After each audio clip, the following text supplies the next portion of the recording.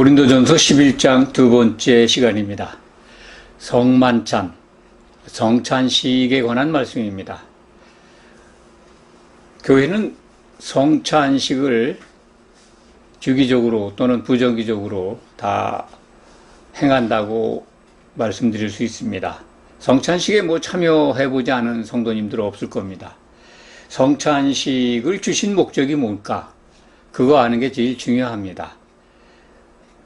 오늘 말씀에 기록되어 있는 성만찬은 예수님이 잡히시던 날 저녁에 제자들에게 베푸신 성만찬, 곧 최후의 만찬을 일컫습니다.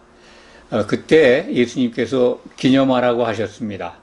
신약교회는 전통적으로 그 말씀을 받아서 교회가 성찬식, 성만찬을 행합니다.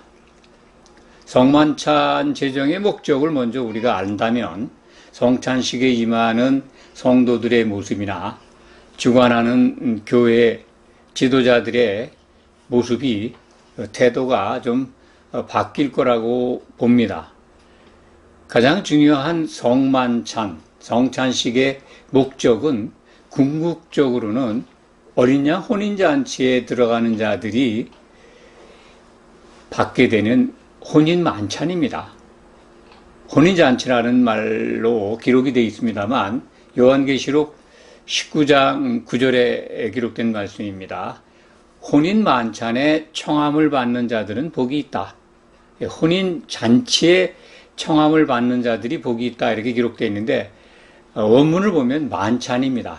저녁에 먹는 성찬식이죠. 예수님은 요한복음 6장에서 내 살과 내 피를 마시지 아니하면 영생이 없다 이렇게 가르쳐 주셨습니다. 어떻게 예수님의 살과 피를 먹을 수 있느냐?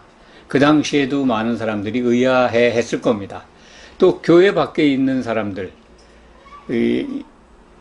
그리스도의 복음이 초대교회 때 이방인들 또는 유대인들에게 선포될 때 많은 사람들이 그 부분을 궁금해하고 의아해 했습니다. 예수님의 살과 피를 어떻게 먹느냐? 인육을 어떻게 먹고 사람의 피를 어떻게 마시느냐? 정말 해괴한 미신 종교 집단이다라는 비난이나 조롱까지 받았다고 하는 말이 있습니다. 우리도 복음을 모른다면 예수님의 살과 피를 먹지 아니하면 영생이 없다라는 말씀을 이해할 수가 없습니다. 그러나 신약 성경은 우리에게 예수님의 살과 피를 마시는 게 뭔가를 알려주고 있습니다. 오늘 말씀에서 가장 중요한 단어 몇 가지를 먼저 소개해 드리겠습니다. 첫 번째는 모임입니다. 교회는 성도들이 모이는 겁니다. 모여서 그리고 성만찬 같은 경우, 성찬식 같은 경우는 함께 떡을 떼는 겁니다. 함께 잔을 마십니다. 그러니까 모임과 함께 그리고 떡을 뗄 때 한 덩이나 한 잔을 가지고 나눕니다. 똑같이. 그러니까 함께 마시고 먹는 겁니다. 모여야 되고 함께 해야 되는 것을 오늘 성찬식을 통해서 배우게 됩니다. 교회의 가장 중요한 요소입니다. 성도가 서로 모여야 두세 사람이 모여야 교회를 이루게 되고 두세 사람이 이룬 곳에 성령이 임해서 예수님의 살과 피를 마시게 되는 겁니다. 형식적 요건으로는 떡과 포도주를 준비해서 먹는 것으로 예수님의 살과 피를 대신할 수 있습니다만 성령, 보혜사 성령이 교회에 오신 그 이후부터는 성령을 마심으로 예수님의 살과 피를 먹고 마시게 되어 있습니다. 그렇기 때문에 우리가 성찬식을 하는 것은 여러 가지 성찬식에 대한 성만찬에 대한 학설들이 있습니다. 학자들이나 교단에 따라서 그것을 해석하는 내용들이 다릅니다만 가장 핵심적인 것은 성경을 통해서 우리에게 알게 하신 것, 성찬식이 과연 궁극적으로 무엇을 우리에게 일깨워주고 있고 그것이 지향하는 최종 목표가 무엇인가, 이것을 알면 오해가 없을 겁니다. 뭐 학설에 따라서 이게 옳다 저게 옳다라고 따지지 않아도 됩니다. 가톨릭은 뭐 잘 아시는 이론입니다. 화채설이라고 합니다. 성찬식 때 떡과 포도주를 먹는 순간에 예수님께서 오신다는 겁니다. 화채, 예수님의 몸으로 바뀐다는 거죠. 뭐 떡이나 잔을 마실 때, 그 마시는 순간 예수님의 육체로 변해서 그것을 마시게 되는 것이다. 이것이 가톨릭 교리입니다. 화채설이라고 하는데 참고하시기 바랍니다. 루터는 이제 종교개혁 후에 나왔지만 거의 가톨릭의 영향을 이런 부분에서는 벗어나지 못했습니다. 루터가 얘기하는 것은 공제설이라고 그러죠. 공존설. 함께 존재한다는 거죠. 먹는 떡과 포도주, 그것이 예수님의 몸과 피가 함께 공존하는, 가톨릭의 미신과 같은 논리와 비슷합니다. 그리고 이제 쯔빙글리라고 하는 분이 만든, 지금 기념하라고 하신 것이다. 기념함으로써 그런 효과가 있다라고 하는, 쯔빙글리라고 하는 종교개혁 후에 상당히 개신교에 영향을 미친 학자이고 지도자였습니다. 그분이 제시한 기념설. 그리고 이제 또 하나 마지막으로 말씀을 드릴 수 있다면, 개혁주의자들이 얘기하는 이제 영적 임재설, 그런 거죠. 그것은 상징인데 그것을 행함으로써 영적으로 예수님이 임재한다, 뭐 성령으로 임재한다, 그런 의미로 해석할 수 있습니다. 어떻게 보면 영적 임재설, 그것이 이제 가장 성경이 말씀하는 거에 가깝지 않나, 그런 생각을 갖기도 합니다. 참고로 아시기 바랍니다. 이 부분은 뭐 이렇게 기억 안 하셔도 성만찬의 목적만 알면 됩니다. 더 이상 더 깊은 지식을 원하시는 분들은 공부를 더 하시면 되지만은, 이 성경이 말씀하는 성찬식의 궁극적인 목적, 그것을 우리에게 주신 것, 그것은 최종적으로 예수를 믿는 우리가, 예수 그리스도를 향하여 나온 우리가 이기는 자가 됐을 때 받는 상급입니다. 이기는 자가 되면 어린 양의 혼인 만찬에 참여하게 되고, 그 만찬식, 이 성찬식을 하게 된다는 겁니다. 이것만 기억하시면 됩니다. 하나님의 이러한 계획, 그것은 매우 중요하게 우리는 받아들여야 합니다. 하나님께서 이 그리스도와 교회가 결혼해야 된다라고 하는, 그것을 결혼시키고자 하는 하나님의 계획을 창세전에 세우셨습니다. 그것은 신약 성경에서 우리가 늘 살펴보고 확인하고 있고 공감하고 있고 그리고 새김질하고 있습니다.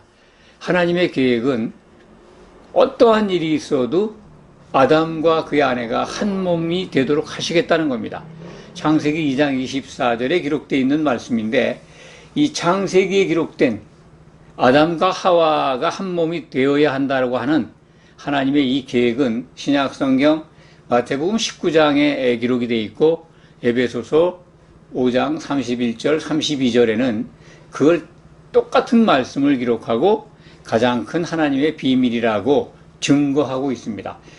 감추어졌던 하나님의 큰 비밀이 드러났는데, 에베소서 5장에 기록된 말씀을 부연한다면 하나님의 가장 큰 비밀이 드러났는데, 그것이 그리스도와 교회의 결혼이다. 그리스도와 교회가 결혼하려면 그리스도께서는 신랑이 되어야 되고 교회는 신부로 준비되어야 합니다. 예수님은 신랑으로 준비를 다 하셨습니다. 신랑은 하나님의 뜻과 목적을 위해서 십자가에서 피를 흘리고 교회를 피로 사셨습니다. 그리고 택한 자들을 부르셨습니다. 교회로 부름받은 성도들이 이제 그리스도의 신부로 준비되어야 합니다.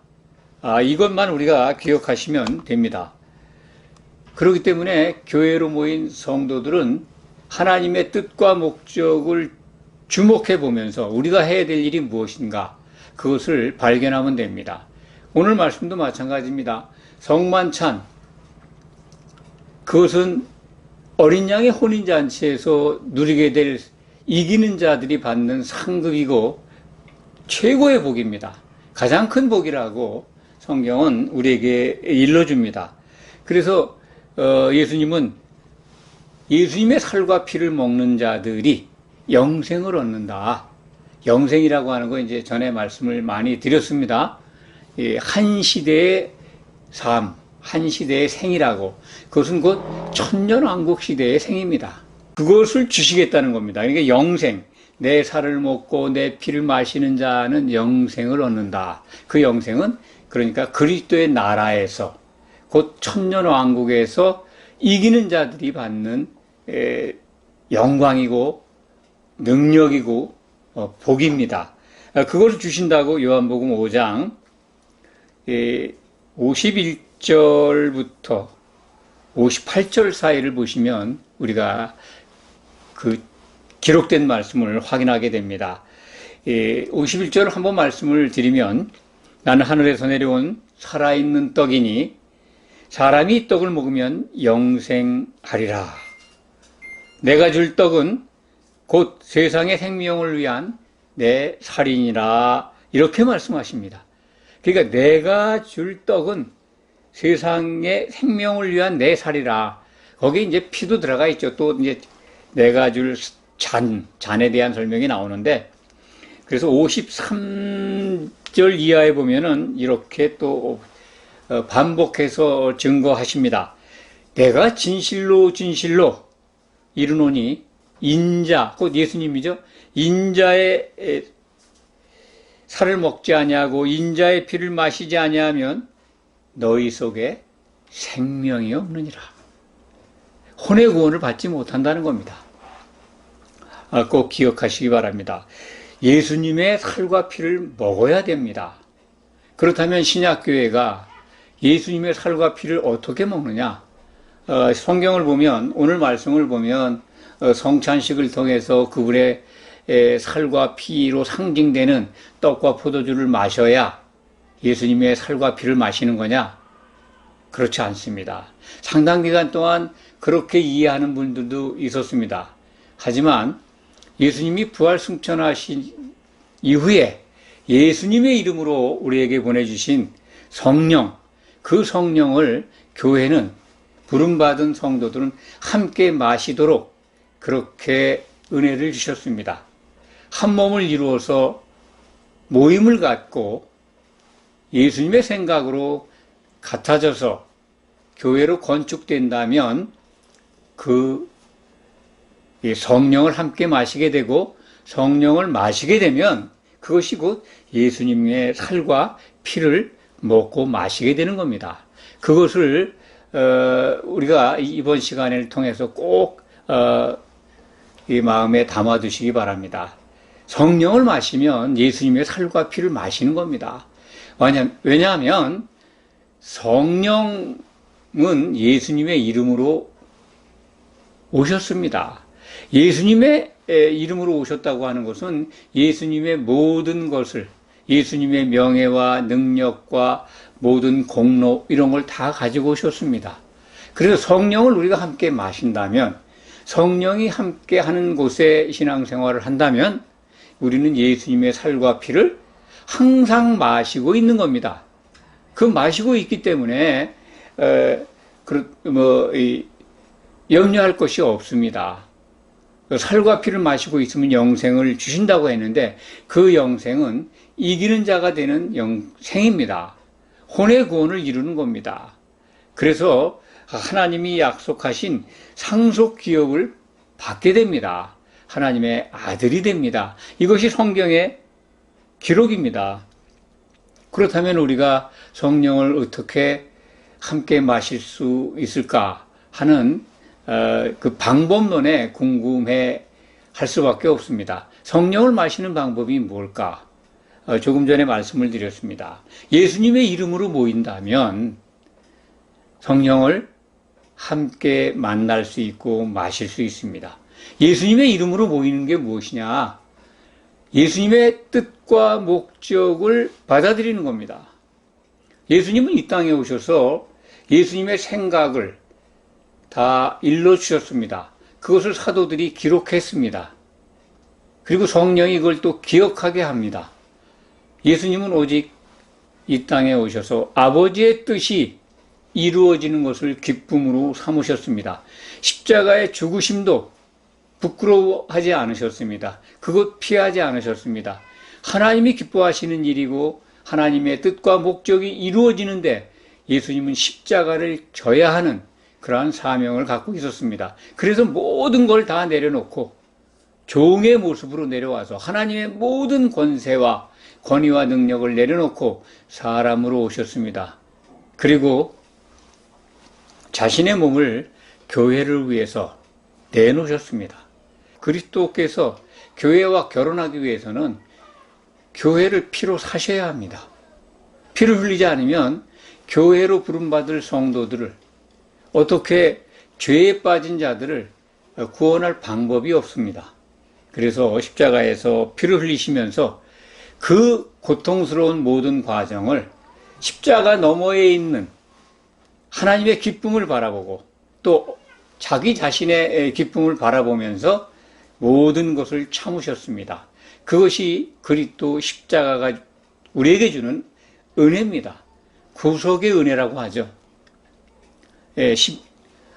시브리서 12장 2절에 보면 참 십자가 너머에 있는 그 기쁨을 위해서 그 부끄러운 것을 다 참으셨다라는 기록이 있습니다.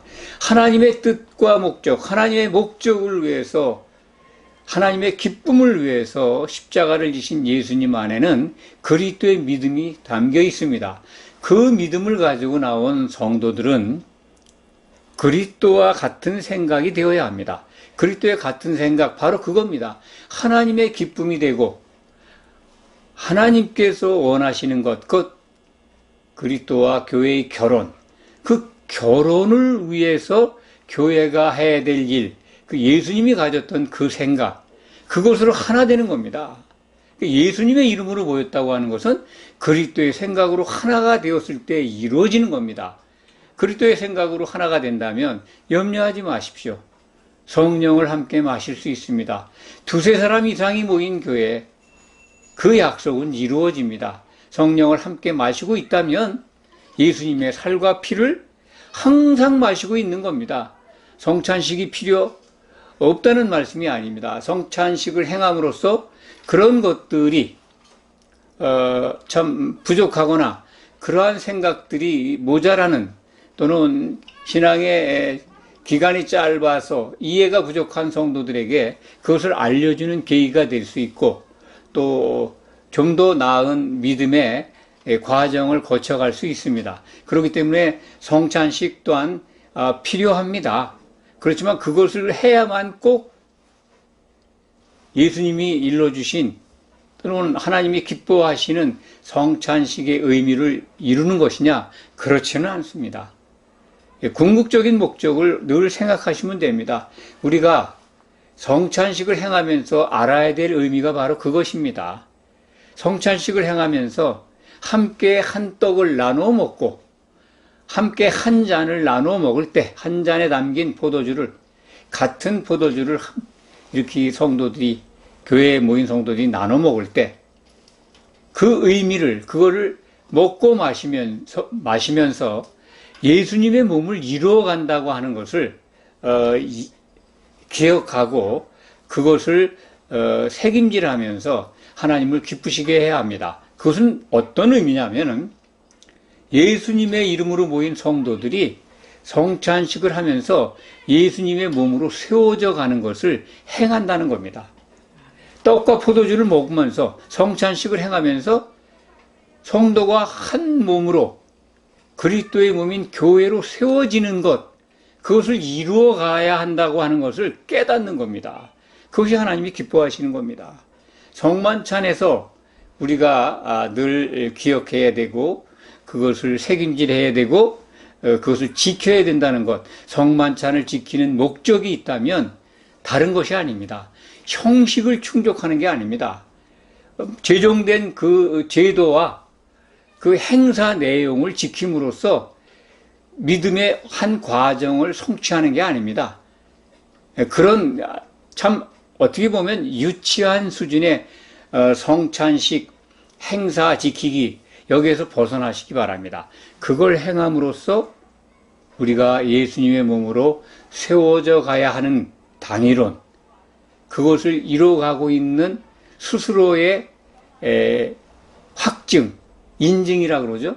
이런 효과를 우리가 가져야 합니다. 성찬식은 우리에게 어린 양의 혼인잔치에서 누릴 최종 목표를 알게 하는 것입니다. 계시록 19장 9절에 기록되어 있는 말씀을 한번 읽어보도록 하겠습니다. 어린 양의 혼인 만찬에 청함을 받은 자들은 복이 있도다. 준비하였으므로 깨끗하고 빛나는 한 세마포 옷을 입게 하셨으니, 이런 말씀이 제가 기록되어 있는데 생략을 했습니다. 최종적으로 혼인 만찬에 청함을 받은 자들은 복이 있다. 요한계시록 19장 9절의 말씀입니다. 어린 양의 혼인 만찬, 어린 양의 혼인잔치에서 행해지는 성만찬, 거기에 청함을 받기 위해서 우리는 지금 교회에서 예수님이 제자들에게 최후의 만찬으로 행했던 그 성찬식을 행하고 있는 겁니다. 행사를 위한 제정된 제도를 형식적으로 행사를 지키기 위해서 하는 게 아닙니다. 그것만 오해하지 않으시면 우리가 행하는 성찬식이 굉장히 은혜롭고 성경적이고 하나님을 기쁘시게 할 거라고 믿습니다. 고린도 교회가 행한 성만찬의 모습을 우리가 오늘 말씀을 통해서 알 수가 있습니다. 예배를 모였을 때 성만찬, 저녁 때 그 성찬식을 행했던 것 같습니다. 그런데 먼저 온 사람들, 특히 교회에 좀 심정 쓰는, 신앙생활이 좀 오래되고 또 지위가 좀 높은 사람들은 미리 와서 성찬 준비된 걸 먹었던 것 같아요. 배고프다고.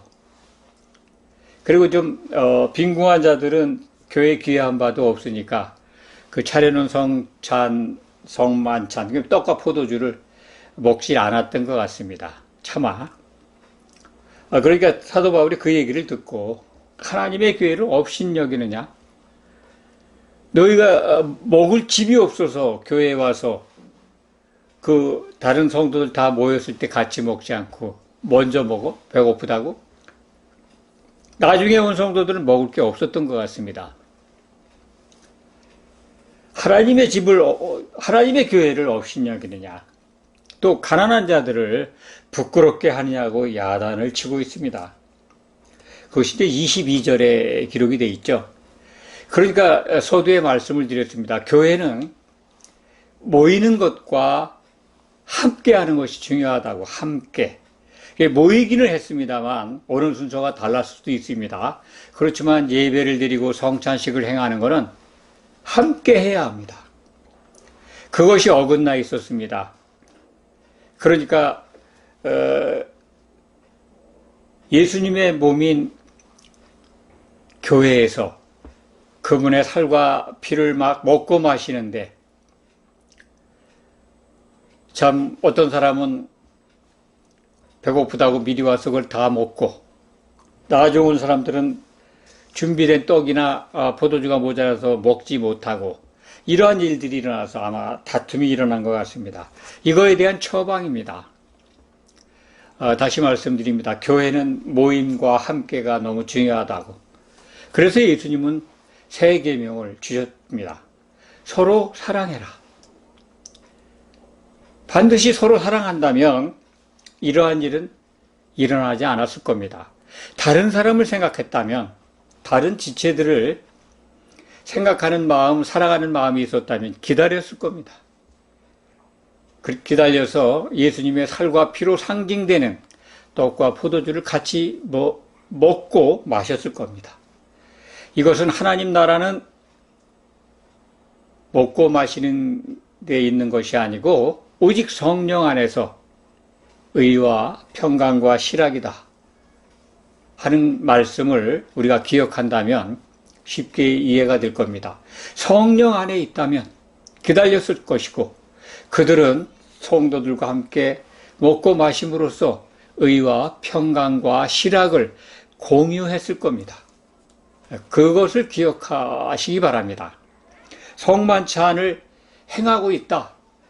그러한 교회에 의와 평강과 실학이 나타난다면 틀림없이 성령이 함께하는 교회입니다. 하나님이 아주 기뻐하시는 교회임이 틀림없습니다. 그런데 그런 게 성찬식을 수시로 또 절기 때마다 여러 날들을 정해서 한다 하더라도 그게 없다면 성령이 안 계신 교회입니다. 행사만 있는 교회죠. 성찬식 행사만 있습니다.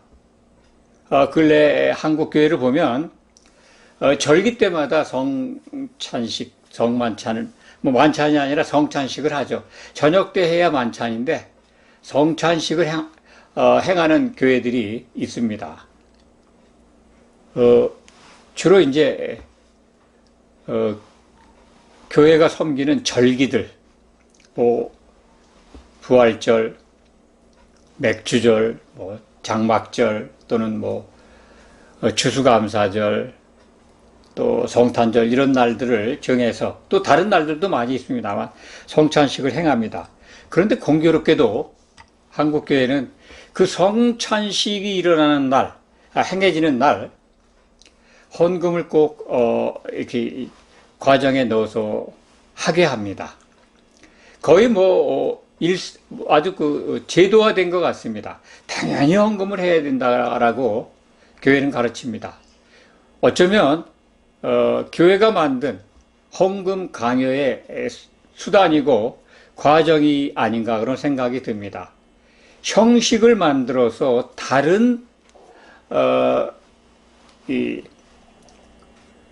유익한 걸 취합니다. 성경에 없는 것을 갖다 붙여가지고 이용합니다. 우리말 속담에 뭐에는 관심 없고 제밥에만 관심이 있다라는 말이 있는데 그렇습니다. 그렇게 보입니다. 정말 성찬식의 목적이나 그 의미나 그걸 통해서 우리가 누려야 될 성령 안에 있는 진정한 교회로서 갖춰야 될 그 모습, 거기에는 관심이 없고 제밥에만 관심이 있는 것 아닌가. 제밥이 뭡니까? 헌금에만 관심이 있다는 것입니다. 헌금을 안 걷었으면 좋겠습니다. 성찬식 할 때. 차라리 그렇다면 그런 오해가 없어질 것 아니겠습니까?